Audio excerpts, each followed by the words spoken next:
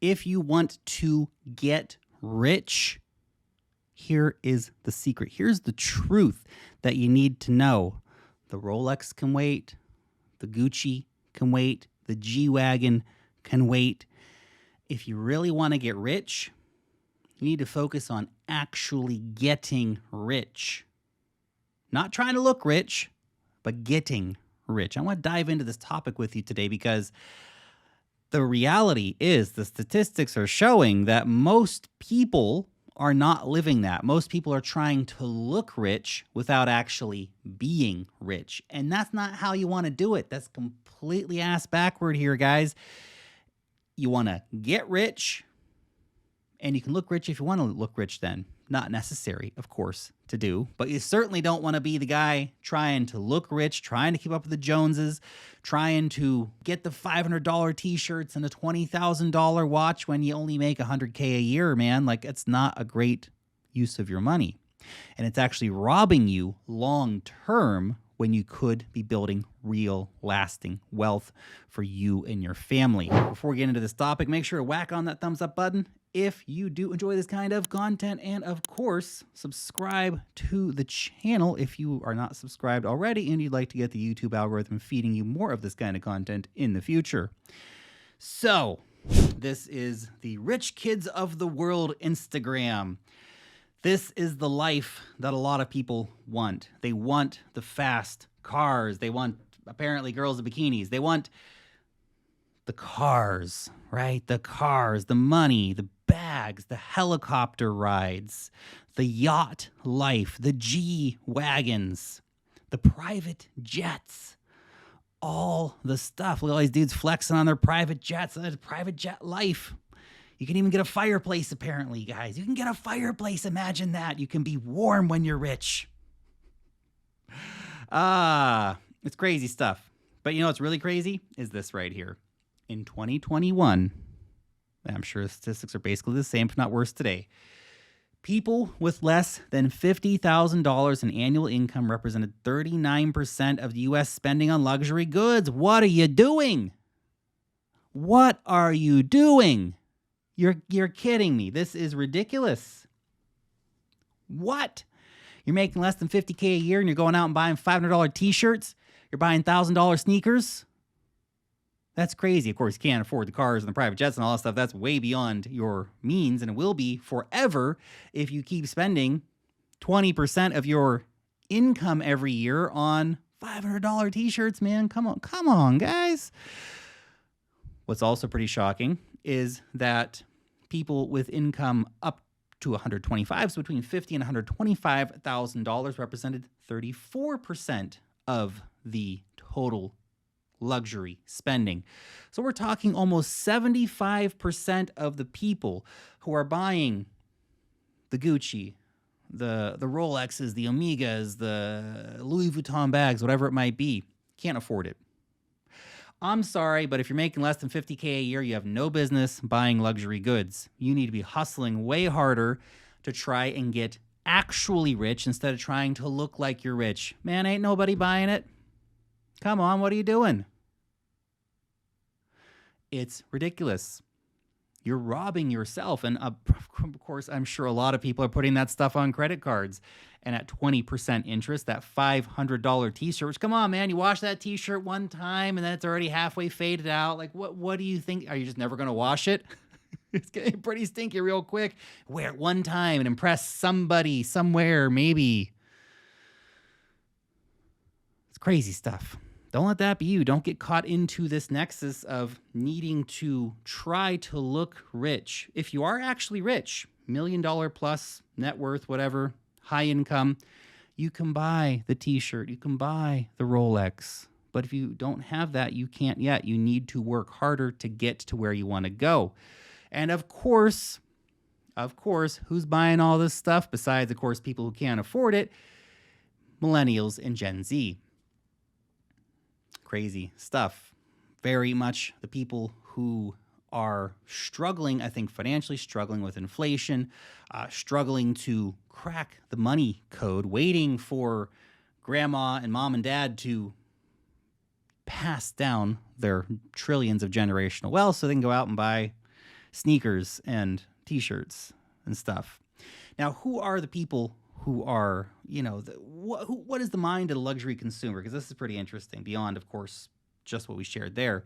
So based on habits and perception of luxury, there are 5 groups of luxury consumers. They're the strivers, those people between 18 and 34. These customers see luxury goods as evidence of success. They account for 24% of all luxury shoppers. Look, if you can actually afford it, based on, if you made, you just made $100,000 on a dog coin, man, fine, pay your taxes, one. So now you're only going to have maybe $70K left, but okay, you want to go and buy the $1,000 sneakers and the $10,000 watch, man, you can probably afford it now. But if you're making $50K a year, working 60 hours a week or whatever it might be, or $70K a year, working 60 hours, dude, you're not hitting success. Buying the Rolex in that situation is a bad investment because you really can't afford it. And it's going to take so much of your yearly income to buy that one luxury good that no one cares about. By the way, nobody cares you have that. That money could have been invested and bought you, well, a lot in the future and really secured your long-term financial freedom. Number 2, only the best consumers. These consumers usually have a higher net income and focus on product quality and durability. They make up 23% of luxury customers. These are the people, number 2, largely who can actually afford to buy luxury stuff, right? So they want to buy the best quality. And so largely, those are the people who are earning multiple 6-figure incomes or more per year. These are the people who can actually afford to buy these things. Number 3 is comfort first consumers. For this group of luxury consumers, buying from most luxury brands give their life meaning. They account for 19% of all consumers and 44% of them are older than 65. Pretty gosh darn interesting. So this is, flying first class, stuff like this, these kind of luxury purchases that are going to create more comfort for you. Then there are the aesthetes. They are the people focused on aesthetics. So they're predominantly women over the age of 34. These consumers go for luxury because of design and aesthetics. They make up 17% of all luxury shoppers. Not necessarily people who can afford it, but more likely people who can afford it in that situation. Trendsetters, multicultural, and very likely to be influenced by social media. These customers see luxury items as something that sets them apart from others. They account for 16% of all luxury consumers. This is probably a lot of people who, again, can't afford it. You see the crypto bros flexing their huge wealth online, but that's not you, right? You're not an affiliate partner for one of the major exchanges and you're making $50K a month. You're not, getting access to the best rounds on token sales. You're not making the ad revenue. You're not, top 1% of traders in most situations. And if you are, this whole conversation is kind of a moot point for you because you can't afford these things.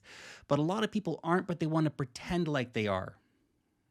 Right? So when you see influencers flexing their watches and stuff, they're rich because they're influencers. They have the money to buy those things. If you're not, you probably don't. But you might want to appear to, and that, of course, is very, very problematic. Now, before we get into the rest of this conversation, I just wanted to let you know about the Wealth Mastery Investor Report. This is the best damn newsletter in the cryptocurrency industry, guys. Seriously, it's awesome. If you're not reading it, you're missing out. Every single issue is packed full of so much damn alpha. It is insane. So much value in this newsletter. We talk about the news. We talk about altcoin alpha, airdrop alpha, DeFi alpha, NFT alpha, all the kind of alpha on alpha for the alpha. Okay. If you want to check it out, use the link down below in the description. You'll join our 75,000 weekly readers who are staying up to date with the most pertinent information in the cryptocurrency market. So check it out. Now, this is something that always I come back to when I think about people who can't afford to buy luxury stuff, buying luxury stuff. And again, the whole conversation here is about you are sabotaging your future wealth by buying things you can't afford right now. But you got to keep in mind, too, why are you even buying this stuff? See, when you reach a certain amount of money, you can buy a Rolex or whatever else it might be, and it's irrelevant. It doesn't matter. You go out and you spend $20K on a Rolex, and it's just, great, I have a watch now. It's not like, man, that's my whole year's savings, or I've been saving for 2 years for this, and you go out and like, man, that's the wrong way to do it. That's the wrong way to do it, I'm telling you. As Chuck Palahniuk, the guy who wrote the movie, was a Fight Club. We buy things we don't need with money we don't have to impress people we don't like. It's an absolutely true statement. If you're going out and buying luxury goods, buy it for you, not to impress somebody. Nobody cares about the watch you have. Nobody cares about any of that stuff. They don't. I'm sorry, but they just don't. People don't care what shirt you're wearing, what shoes you're wearing. I know it's important to make a good impression, right? But you can make a good impression without having to spend $500 on a t-shirt or $20,000 on a watch. You can buy a nice watch for $1,000. Really nice watch, right? You can buy a great t-shirt for $50, $20. Come on. You don't have to be going out and buying the luxury goods because future you is not going to be very appreciative of the fact that past you wasted all your money that you could have been investing in stuff. Now check this one out. Here's a great example of how this kind of mentality works. And look, big fan of coffee here, by the way, but this is very, very true. And it's about the mentality of the investor versus the mentality of the consumer and the spender. So it's about thinking about how are we spending our money? What are we actually doing with our money? A lot of spending is actually done carelessly, and the luxury goods stuff is more intentional spending that is not necessarily the best way to spend your money. Still, a lot of other spending is just careless spending. You spend $4 every day on coffee, Monday to Friday going to work, man, that adds up real quick. You are on 4 streaming services. What are you doing on 4 streaming services, dude? Get at least 3 of them canceled. What are you talking about, if not all of them?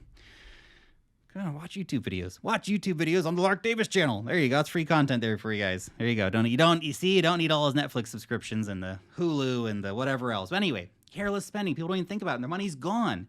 That money, though, could have been invested. Now, look, this is an example of Starbucks, but you could do it just the same investing in Netflix or whatever else it might be, the services that you use. Instead of spending your money on that, you could be investing. And hey, I love coffee. Get yourself a coffee, right?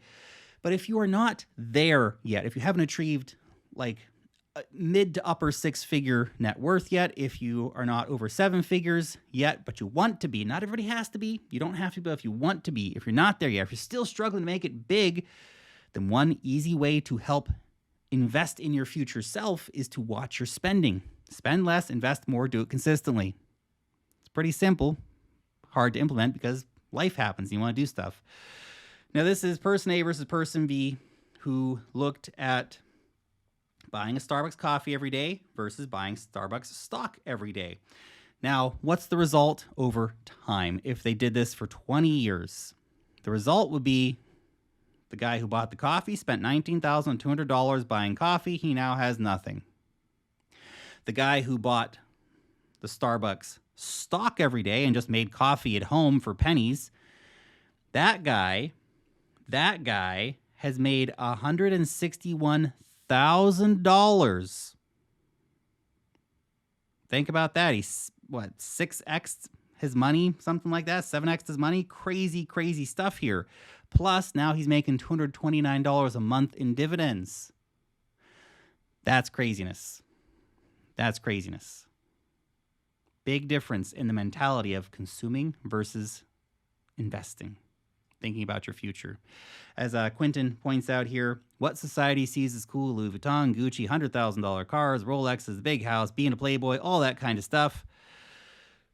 Probably all paid with loaned money. In a lot of cases, yes, I would imagine it's going to be paid with loaned money. Not all the cases, but a lot of that stuff's going on credit card. Again, trying to play rich, not be rich.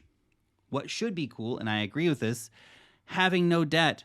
Man, don't have credit card debt. Get rid of all debt if you can. Debt is just a drain on your future potential for being rich, being free to go wherever you want, being free financially to do what you're passionate about, being healthy, having a loving family. These are all the things we should actually be striving for. And the short-term hit of buying the $500 t-shirt or the watch, whatever it might be, if you can't afford it, is sabotaging that beautiful future that you could have for yourself. Don't do it. Let me know what you think down below in the comment section about all this stuff. Thank you for watching this video, and I'll see you next time.